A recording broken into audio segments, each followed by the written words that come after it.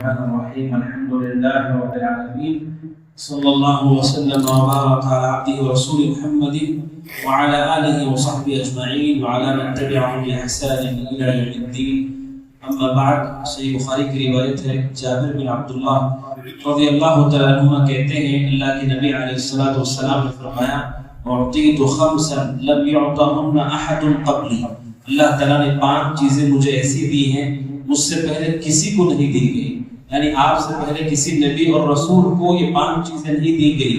5 چیزیں جو اللہ کے نبی کی خصوصیات ہیں آپ کے علاوہ کسی کو نہیں ملی. آپ نے کہا نصرت بالرعب مسیرۃ شہر، اللہ نے میری مدد کی ہے رعب کے ذریعے سے. رعب کیا ہے؟ دشمنوں کے دلوں میں ہمارا ڈر، کہ دشمن ہمارا مقابلہ کرنے سے ڈرتا ہے، سامنے آنے سے ڈرتا ہے.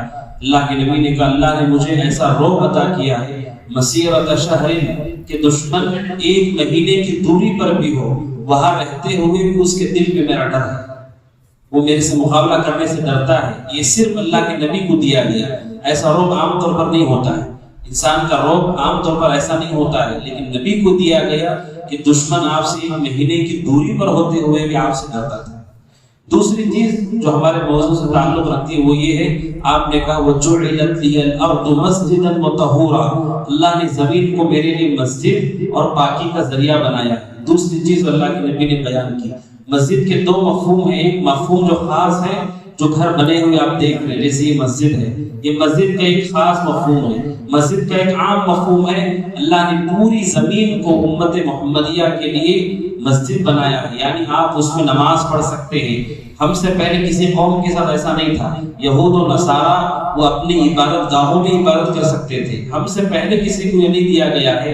اللہ نے پوری زمین کو ہمارے لیے مسجد بنایا ہے، آپ جہاں بھی ہیں وہاں نماز پڑھ سکتے ہیں. بالخصوص وہ لوگ جن کے پاس عذر ہے، جماعت میں حاضر ہونے سے وہ قاصر ہیں، مرض کی وجہ سے، دوری کے سبب یا کوئی اور مشقت ہے جیسے بارش ہے مثلا وغیرہ، تو اللہ کے نبی نے فرمایا پوری مسجد، یہ پوری زمین مسجد ہے، آپ جہاں بھی ہیں آپ وہاں نماز پڑھتے ہیں. تو آپ نے اللہ تعالیٰ کی صحیح طور پر بندگی کی اور کہا طہورا، اس زمین کو اللہ نے پاکی کا ذریعہ بنایا ہے کہ اگر کسی کے پاس پانی نہیں ہے تو کوئی پریشانی کی بات نہیں، آپ جہاں ہیں وہاں جو مٹی آپ کو ملے گی آپ اس سے تیمم کر لیں اور جہاں آتے وہیں پر آپ نماز پڑھ لیں. تو ایک مفہوم مسجد کے یہ بھی ہے کہ پوری زمین امت محمدیہ کے لیے مسجد ہے.